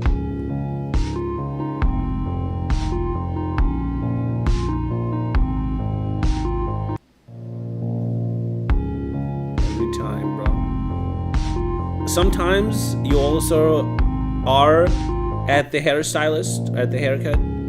They're cutting your hair and you're like, maybe that was a mistake. Maybe I should have just left it. It looks actually good, you know? Yo, imagine coming face to face with bro in the wild and he tries to fight you. Hey, yo! Never mind, what the? Yo, imagine coming face to face with bro in the wild and he tries. Are you ready for this? Tesco's. Corned beef. Dude, why is it so, I need it to be louder. What the hell? Can you hear it? I can barely hear it. Oh, fuck me. That's why. Are you ready for this? Tesco's. Corned beef. £4 a tin. Fuck off. This guy just walks around fucking supermarkets, finds like a shit price for something. They just says fuck. Are you ready for this? I just love it. Tesco's. Corned beef. £4 a tin. Fuck off. So what do we have here? This is a rock. How much do you want for it? I want $900 trillion for it. Look, it might be worth that much, but I have to make sure it's genuine. Let me call my friend. He lives in a gravel pit, so he deals with rocks every day, and he will be able to tell me if this is a real rock or not. Hey, Rick. Hello. Let me get my microscope out. I'm looking for any signs that this rock is counterfeit. Fake rocks usually include a small camera because they're made by the CIA and used for surveillance, but this one seems to be a genuine piece. Well, thank you for coming in. So, I can offer you a bag of Doritos for it. Come on, man. Give me $1 billion and we call it a day. Remember, I have to take all the risks. Plus, I have to repair it, polish it, lick it, rebuild it, find batteries for it, frame it, and hang it on the wall. Best I can do is a corn dog and a peanut butter and jelly sandwich. Okay, let's do it. All right, that's a deal. Damn. So what do we have here? This. I've never watched this show, but apparently every episode is like this. He's an idiot. He's just an idiot. When Donald Trump was president, I remember crossing that threshold into the Oval Office. And not only was former chief of staff of Department of Homeland Security, this guy not bringing his A game, he didn't have a game. He was winging it. Miles Taylor and his Homeland Security Secretary Kirstjen Nielsen worked for former President Trump in his administration. Trump once called Secretary Nielsen with a unique solution to stop migrants crossing the border with Mexico. And she puts the president on speakerphone, and he says that down at the border, he wants to explore what it would take to build a moat. And he goes off on this tangent talking about how we should actually get snakes and alligators and fill this 2,000-mile moat on the border with reptilian creatures so that if someone falls into the moat, they're facing the threat of snakes and alligators. I mean, we're just laughing. You can't make this shit up. What are you thinking when the President of the United States is enunciating this idea? I'm a lifelong conservative. I am more Republican than Donald Trump. He is not a conservative. But putting politics aside, engaging with the man, you realize he's an idiot. Trump has denied knowing Taylor and said he should be... He denied knowing him. Okay. Okay, buddy.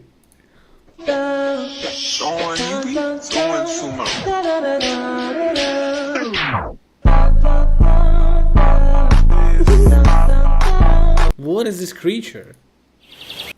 Okay, we saw this.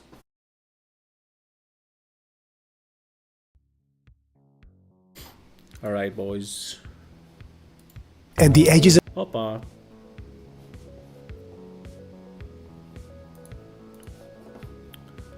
New video from Vlad, I've heard, right?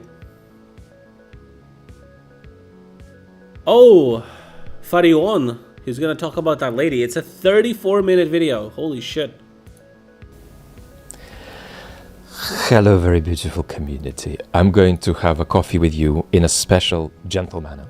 Because we're going to be gentler than usual today on ourselves because there's so much going on. The topics we'll chat about together are tough. We'll look at the political assassination of Irina Farion in Ukraine. We'll talk about the sentence for Evan Gershkovich, and in some ways I'm actually more optimistic about this story than the headlines might imply, thankfully, or hopefully thankfully. Third, we'll look at the Trump speech at the convention. I was going to give a half an hour separate breakdown, but luckily for you, I didn't do that for health reasons, so we'll just do it in a few minutes today, because I think there's an interesting takeaway there, a couple of interesting takeaways, and then we'll look at Biden staying or going, again, more focusing on you and me, and on American citizens talking to each other and being gentle rather than on the analysis. That's going to be for another time. So the only thing I do have to add procedurally is that on a special occasion of gentleness like today, I want to include the people, tiny minority, who find it intolerable when I slurp my drink. So I may slurp my electrolytes, but I will not take a single sip of my coffee during this conversation. I don't promise to stick to that, because sometimes I need this to oxygenate my brain a bit for health needs, but I'll stick to it today in an offer of loving compliance with the frustrations I generate. So let's start. Irina Farion. Now, where I want to land, obviously, in any chat about this, is what I think the Russian connection, Kremlin connection might be. And I'll talk about that in a second. And do I think that that's plausible? Yes, I do. So we will talk about that. But before we get to outright condemnation of anything that might potentially look like... Here's what I think. It might be Kremlin-ordered assassination to stir the situation inside Ukraine. I think. That's what I think. Political violence, domestically ordained or coming from Russia. And that condemnation has to be really, really additionally sacred in the case of Ukraine, because the Russian project is to undermine the functionality of Ukraine's governance. That's how Russia wants to take control over Ukraine, not territorially. The aspiration of control remains there, but it's now an aspiration of political control in the most realistic scenario. So there's something especially sacred about Ukraine preserving its governance over the next 5 years. And that is really, really, really precious. One of the reasons that Putin loves to ventilate the idea of a peace deal, something about which we recently made a video on the main channel, which flopped apocalyptically, is that one of Putin's thoughts is that engaging in peace... Wait, did it actually flop? Oh yeah, 7 days ago. 55,000 views. Interesting. Negotiations and possibly stopping the war for a while may destabilize Ukraine internally, and that would be to his advantage. So that's not just a risk for Ukraine, it's a positive political aspiration in the Kremlin, so we've got to be very, very concerned about this issue. Yeah, this is a very good point, because I do believe that Zelensky is very concerned that not only when we stop the war, Russia will retain control over the territories for some time, but they will also turn into like poisoning the situation inside Ukraine, and after like basically our expectations that we would take back all of our land, you know, Russia's gonna say that they took territories and that's what they wanted, blah blah. They're gonna claim victory. They're gonna say we lost, you know, and you know, blah blah blah, all of that shit. And if we're not gonna be taken into EU and NATO, it's gonna be bitterness towards the West. Russia's gonna exploit that and destabilize the situation inside, introduce some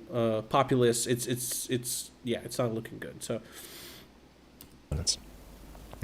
Now, Farion was a political figure, was around 60. She also had a very big YouTube channel recently that she seemed to be regular on.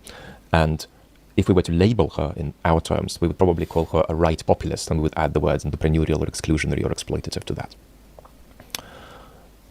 She managed to get in trouble with the Azov battalion not long ago, because she was criticizing, and I don't have any emotions about this because I'm not Ukrainian, but if I were, I would have emotions about this, strong emotions. She was criticizing boys and girls at the front and saying she felt they should face consequences if they're speaking Russian.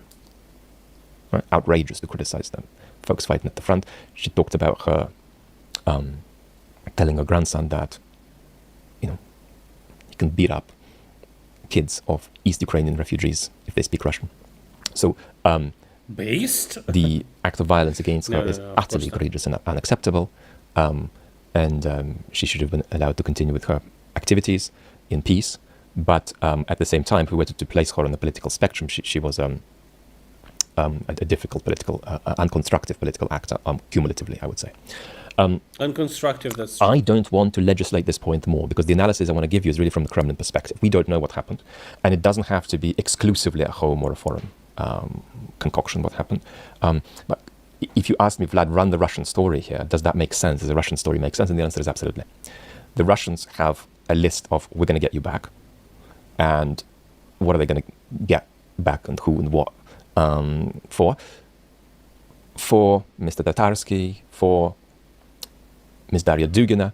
So they absolutely are in possession of a folder like that. Whether that played a role in this tragic incident or not, we don't know. But in principle, that folder is there, and that enterprise is entirely available to them. And beyond that folder, which is partly motivated by revenge, is a clear aspiration for anything that generates conflict in Ukraine. And again, the way they think about Ukraine's domestic political space is an exaggerated version of how they think of ours. You know, how they want to maximize things that already divide us. That's Russia's aspiration for Ukraine on steroids. So that makes absolute sense. And another analytical element is that as we talk about the war spreading on Russian soil, one of the other forms of the spread of the war may be more political assassination. So I can't tie this analysis to the Farion case, I'm afraid. But it quite certainly fits together plausibly, in principle, whatever is true in this case. This is a sort of thing that Russians will be doing, even if they have nothing to do with this. And I think that's probably enough. So what have we got next? We've got Evan Gershkovich. Two people really close in my life are in the sort of mainstream world of journalism. I'm not, but I, through them and through some other journalists in my life, deeply feel their collegiate solidarity. So it's very close to me, this feeling of being absolutely outraged with the buggers in the Kremlin for giving Evan this 16-year sentence. It's egregious and it's repulsive. If you don't know who that guy is, he's an American journalist that the Russians caught to basically make an example of him. They recently passed judgment of him going to a penal colony for 16 years. And it's worrying, but there is a but. And that is that only the second aspiration for the Russians there is to intimidate Western journalists. The first aspiration is that Evan for them is exchange goods. And in fact, Aaron can't be exchange goods unless he gets his conviction. Sentence, yeah. And so the 16 years isn't about it being important for the Kremlin that they keep Evan in jail for a long time. It's rather about Evan, primarily, about Evan being important goods for the Russians, including important exchange goods.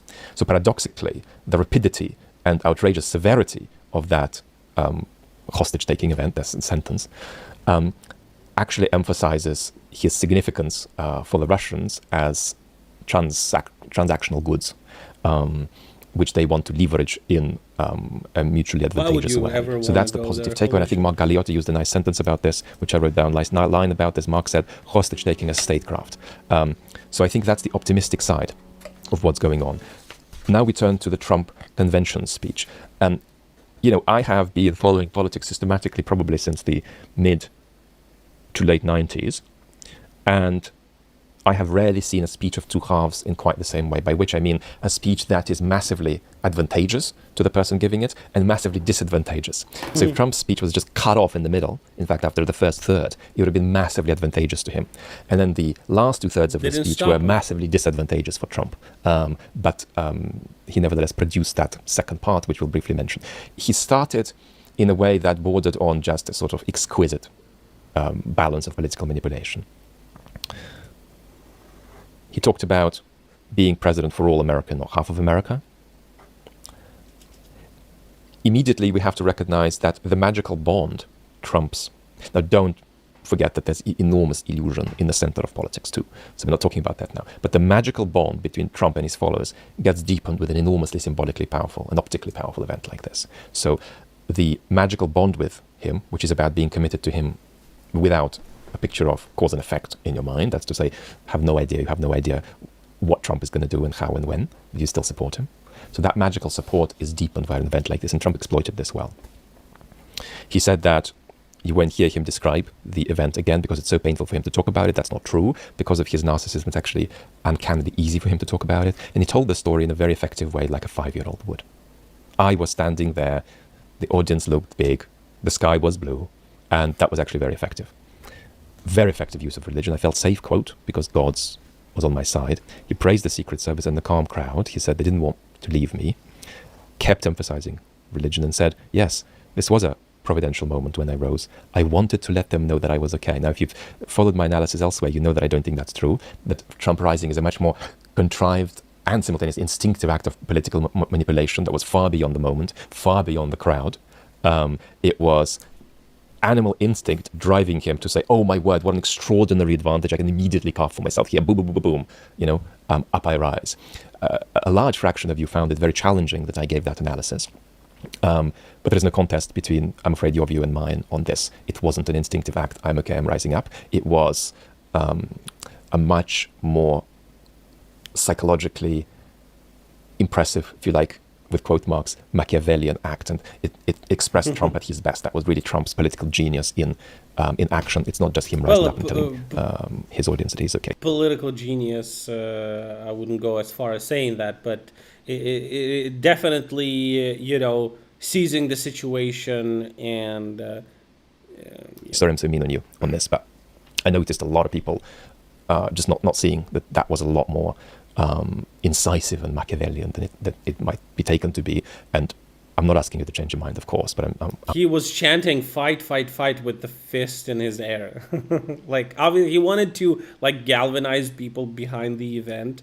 It was weird that he was saying that, but being very he was unironically farming. Yeah, he was drama farming, bro. Wrong in offering the other alternative grifter explanation, because I think it's important to stream sniped actually by his stream buddy. Grasp it, because we're looking at a sort of paradigmatic example of instinctual politics. No, he's not like Lukashenko. Lukashenko knows how to be a dictator. Trump doesn't.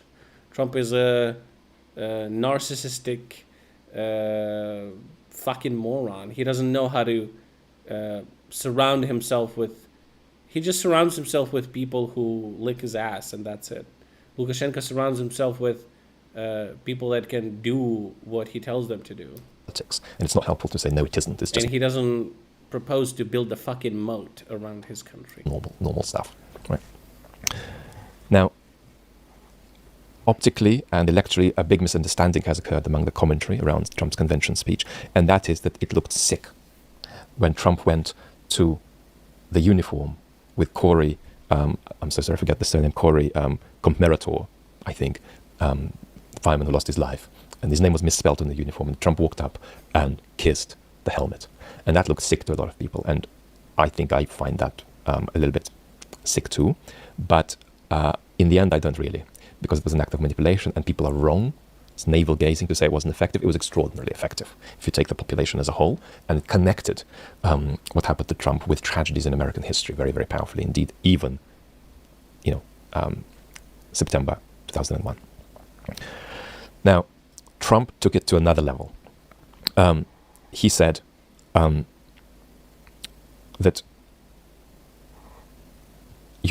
how I'm a victim here. I'm also a victim in the prosecutions against me, and I'm also a victim because I'm accused of being an enemy of democracy by my opponents. Please stop these accusations. Please stop the persecution and prosecution because I'm a victim. So he very effectively linked what happened to him at that rally with put me in jail. The idea that he's in general being unfairly pursued. That was almost an 11 out of 10 performance from Trump until he got into the last 2/3, when he became incredibly divisive, incredibly deceptive, and on top of being toxic, divisive, and endlessly deceptive, he was also uncharacteristically boring. And that could be an energy thing, it could be also a med thing, it could be a neurodiversity med thing, whatever. But it was unusual for Trump to not just be slow, but to be positively boring and toxic. and divisive, and with all the things being trotted out again that absolutely contradicted the stuff he said at the beginning. So he again showed that lack of discipline, right? What would an Orban do? Orban would make the first third of the speech consistent all the way to the last third, and he would only say the divisive things if in the most calculated way they worked for him. So what's the single biggest takeaway for non-Trump supporters from that convention speech?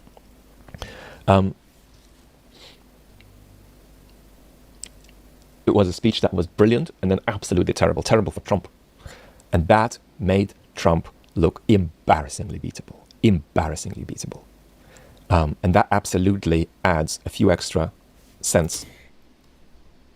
I do understand when Americans are saying that the state of American politics is in fucking shambles if these are the candidates that they're able to produce, despite that I do believe that Biden is an effective president and a good person. He is fucking decrepit. Trump is an absolute fucking idiot, fascist, loser fuck. It's just these two dudes, they just, sometimes they produce like absolute bangers, but they shit the bed more often than not, both of them, in different ways. And in my opinion, not in equal ways. Trump definitely shits the bed more, but it's just the amount of like incompetence at the highest, supposedly at the highest political level in the world is just astounding. It is astounding, really. Into the little money box on the side of the scenario where leading Democrats feel. The funny thing is, though, nobody that is around Trump is going to tell him that he did poorly, that 2/3. But Biden is definitely a dude that's going to listen to feedback from people and saying, hey, listen, how about you don't ramble billion different numbers? How about you focus on Trump being a fucking shit human being? I could possibly run and win without Joe Biden. So that speech was encouraging of the Democratic Party to not be fatalistic. Fatalism has been extremely toxic here. The fatalism that says that Trump is not beatable, so therefore we might as well just keep Biden in there. So the speech allowed people with a tendency to question that fatalism, to question it more, and I was grateful that Ezra Klein said the same thing after. Let's talk about Biden now, and here is, having actually been a little bit forceful with you, where I really want the gentleness to kick in. I won't hide my analysis, but I want to sort of state my analysis without explaining or justifying it, and then go on to why, whatever your analysis is, gentleness is so important. It is unfortunately my responsibility to say certain things. So it doesn't just mean that it's my responsibility to say that something is a problem when it isn't, or that something isn't a problem when people think that it is, whatever.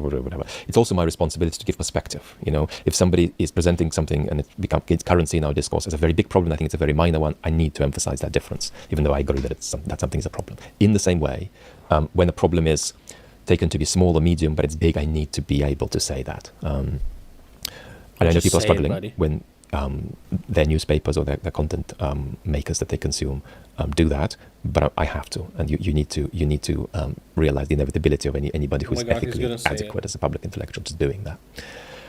Having said this, therefore, do I think we have, as things stand in the United States, a Shakespearean problem of somebody in the most counterproductive way for US democracy clinging to power, or a difficult decision that Joe has to make that really you could go either way and you don't know what's right? Which of the two is it closer to? And my important message, yes, is that it's much more like the Shakespearean situation. All the more Shakespearean because Joe is, outside politics, a good man, and certainly a man to whom I'm particularly drawn as far as his personality outside politics goes. Which means that the politics of what to do in practice has to be built from the starting point that Biden must go. And that starting point is absolutely clear because there are two important consequences to Joe's significant cognitive decline. And again, is Joe stuttering and is he just showing age and tiredness, or is there a significant challenge there that is incompatible with holding political power, especially in the middle of a crisis of trust? Which of the two is it? It's clearly the second. And I want to take time to be gentle on you if you don't see that, but it's clearly the second. I've done a small video about it. I might do a bigger video about it because I'm uniquely qualified to talk about politics and cognitive decline in one go, given my health history. Now, in fact, bizarrely qualified, so I probably will do more on this. So therefore, you have to build the practical story from... Not Shakespearean Macbeth? Explain that. The starting point that Joe can't go. The cognitive decline has two consequences. A, how so? That Biden is in an unwinnable position. In real terms, of course he can win, but he is in real terms in an unwinnable position. That's to say, again, is this a 50-50 race, or is this a situation where only a very big transformational contingency changes this? And I think it's closer to that second part. In other words, of course Joe can win, but if I were to be asked to give sort of advice about realistically how this should be seen by the relevant practical actors involved, Joe's losing. Joe's walking the country into catastrophe. If you think that Trump's a catastrophe, I don't. I think he's a semi-catastrophe. That's to say that US democracy has enormous resilience to... injuries. Damn, really? Even though it'll take a lot of damage. Now, and the outcome is not certain, but I think he's a sort of a semi-existential democratic threat. But anyway, so that's the position. So it's looking very bad for Biden, and you need to start from the point that this is a losing candidate, right? That's one consequence of the cognitive decline situation. But the other is that while Trump is an existential threat, it would be inordinately damaging. No, that's not what he's talking about. He's not saying that Biden is gonna go like fucking crazy. But yeah, U.S. democracy to have Biden. It's just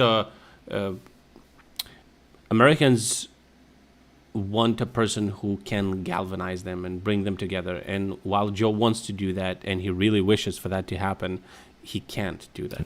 In power, right? That's what's not spoken about enough. The asphyxiatingly toxic damage that isn't needless of a second Biden term. It's not as damaging as a Trump term, but it could do so much damage and generate more destructive Trumps in the future. Because even if Biden is right that at the level of practical politics, behind the scenes, he's still functional. And Biden is right, he's been one of the most practically efficacious political leaders in the Western world in the last few years. He has got things done better than most world leaders in the last few years, despite the progressing nature of the cognitive decline. Biden probably is highly confident that he'll be just as effective for another year. Can he be confident about 2 years, 3 years, 4 years? I don't know. But even for that year, during which Biden will be practically efficacious, the communicative nature of the job, not just speaking to the public, but speaking to world leaders, that requires something that Joe doesn't have. So not just that he's in a losing position because of the cognitive decline, but he is in a position where, while being an actor who wants to protect rather than break US institutions, he'd do a lot of damage to US institutions in virtue of putting himself in that position. What's motivating Joe is thirst for power and this sense of the extraordinary efficaciousness that he has as a practical politician, so a sense of his own powers in practical politics.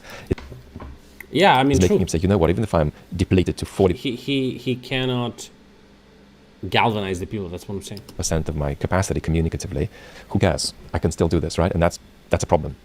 Unfortunately, this is what Jill and Hunter and Val Biden are reckoning with, and a lot depends on them and Joe. But yeah, this is a case of a Shakespearean and egregiously inappropriate clinging to power to the detriment of US democracy. And you need to build backwards from the point that Biden's got to go.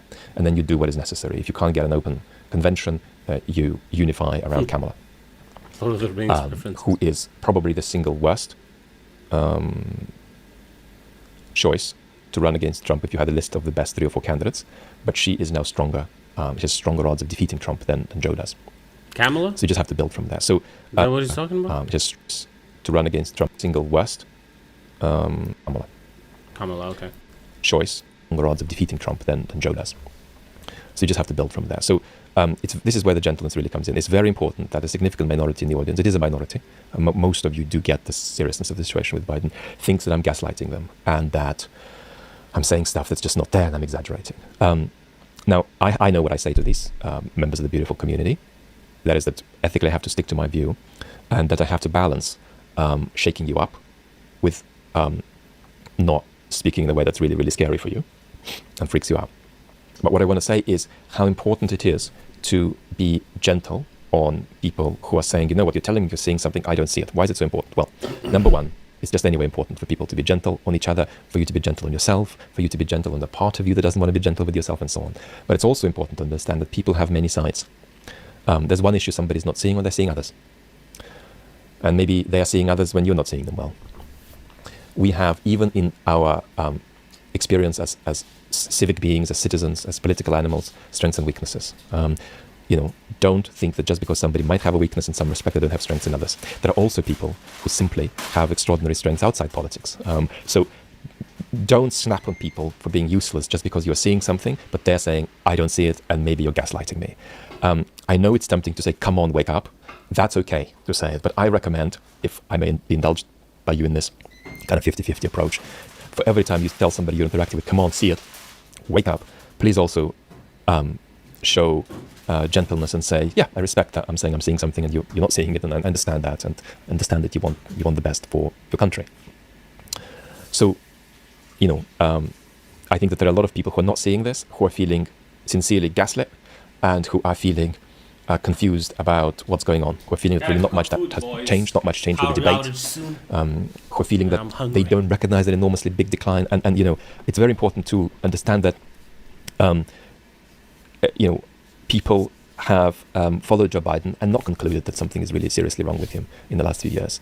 And I do think that's a mistake. In fact, as you may know, I even made a little video, which I haven't made public, before he became president in 2020, saying the cognitive decline is a problem, and he's putting the country at risk, and he will luck out because Trump is going to lose on the basis of an appalling mishandling of the public health crisis. But without the public health crisis, the cognitive decline may have made Biden lose already in 2020, because he would have probably won against Trump in 2016, when he made this extraordinary speech for Hillary and Biden was at his best.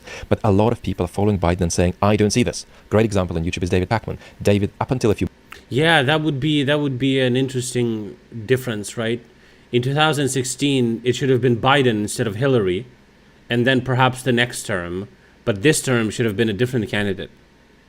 Yeah, that would have been, Trump would have I think Trump would lose and he would not try again. A few months ago, was not impressed by this cognitive decline story about Biden. And there's no chance to say that David is uninformed about politics, right? So please be gentle, and understand that we all have different sides to our civic character. And yes, you might feel that some side is a weakness, but don't generalize from that to all the other sides. And take people as multifaceted, as complex, and have that compassion that what is easy. I would have compassion if all people would think like fucking Vlad, okay? Because I see fucking morons online, like this fucking lady probably, and I just don't have no fucking patience, bro. I want to fucking rip and tear, dude. That's what I want to do. Fuck off. That's what I want to do, okay? What the fuck is this? Oh, is this some fucking fake shit made with AI?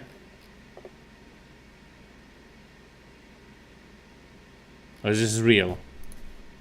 Is it a real movie? No, this some CGI bullshit. Okay, guys. In 2016, the idea of Trump winning was unthinkable. Yeah, I mean, fucking shit's wild.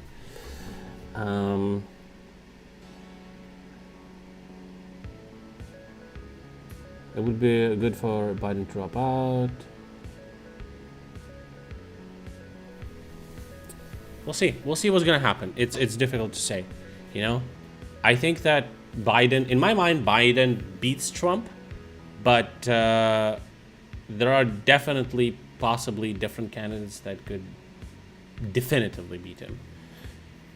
Anyway, guys, I appreciate you tuning into the stream. Hope you enjoyed the stream. Tune in the next time I'm streaming, which is probably, you know, a couple days from now. So make sure to follow and subscribe to my channel. Make sure to join Discord, because on Discord you're gonna see the latest updates. And you can also support the stream by, you know, donating my PayPal or subscribing to my Patreon for extra content. Yeah. Tune in. Bye. Leave now.